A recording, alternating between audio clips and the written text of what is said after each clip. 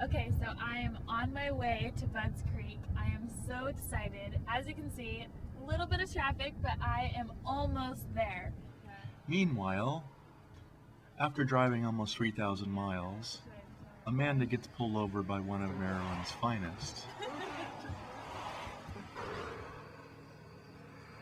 Alright, Miss Walsh, here's all your information back. Or, I'm sorry, Miss Walsh. You are so busted. Last one.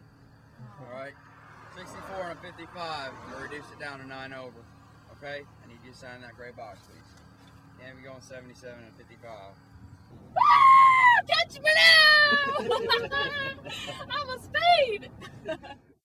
I got a call one morning in 1982 from Dave Arnold in Germany saying, get over here as fast as you can. Here's your flight information, and bring what you got. And I landed in Frankfurt, Germany to find out that Donnie Hansen had crashed, and I was the alternate that year. And of course, this is on the heels of the 1981 upset where the Team USA went over there and under DeCoster convinced Honda, look, I know the USA isn't interested in this, but we are, and I think we can do really good. So they won, and of course, 82 was like, Europe's gone. He caught us off guard. That's not going to happen again. And then I'm filling Donnie Hansen's shoes, who had dominated all year. So that was, man, that was getting thrown into the fire for sure for me, and kind of bittersweet because we won it, but the whole time Donnie was in a coma, and it was bittersweet for sure. I grew up over there, came home going, okay, so that's what the Motocross of Nations is about. You're carrying the America on your shoulders, and that's heavy. Man, the pressure starts mounting on you for the Motocross of Nations if you're doing well that year, way before, the weeks leading up to the race. I mean, it starts clear back in, around the 4th of July when they start talking about who the team is going to be. So you carry that the remainder of the year. As soon as the team is announced, you're still in a national championship battle probably, and of course if you're chosen, and then you're going, man, you want to stay healthy anyway for the U.S. titles, but then in the back of your mind you're going, man, I gotta represent the United States pretty soon, so I really need to be careful during it messes with you, because you got teammates to think about, you got the United States to think about, and all your regular sponsors and concerns. So it's enormous. It's way more of a deal than the general public has any idea. There's so many variables for the nations that take you out of your usual routine that you go to Supercrosses with or nationals with, and there's times where you don't get to ride for maybe 4 days, and you'd never go that long here in the United States. At least I didn't.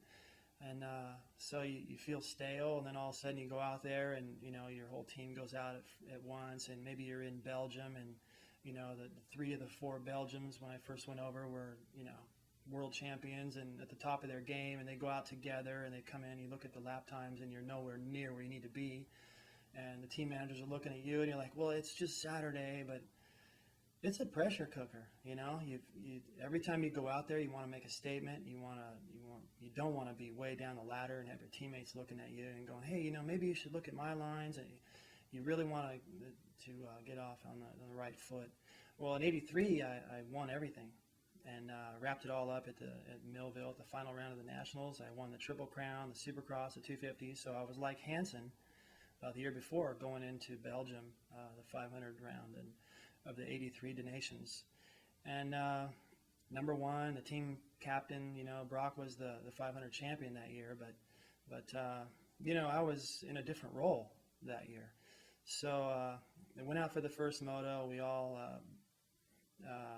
we were on top of our game, and we got first, second, third, and fourth right off the start, and we're in Belgium. And I was like, sorry, that we're having such a good day, but pretty soon into the race, Mark Barnett broke his shock and disappeared, and I couldn't shift into 4th and 5th gear. I was stuck first, second, third, and there was 2 really long straightaways, and the Belgian guys were all over me, and I finally lost a couple positions, I think to Joe Bay and Malherbe, I think, and so it what started out as a great race and a complete dominant deal from the U.S., it was evaporating pretty fast.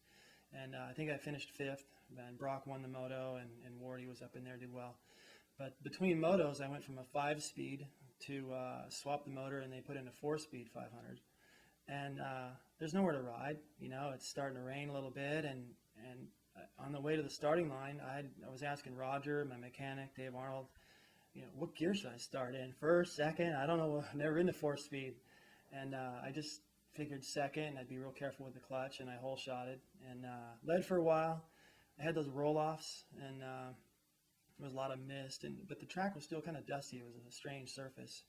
And Belgium's Andre Vromans was all over me, and I went to pull those roll-offs, and it didn't work. And then I tried to do it manually with my thumb right on the lens, and it snapped the roll-off. So I had this like 30-foot streamer follow me. It was probably messing up his concentration, and I think he got by me a couple times. I got back by him and winning the moto and the overall. Okay, I finally made it. It's Thursday night. I'm at Bud's Creek. And let me tell you guys, it is so beautiful. The sun's setting. They're still building the track. It smells awesome. I can't wait.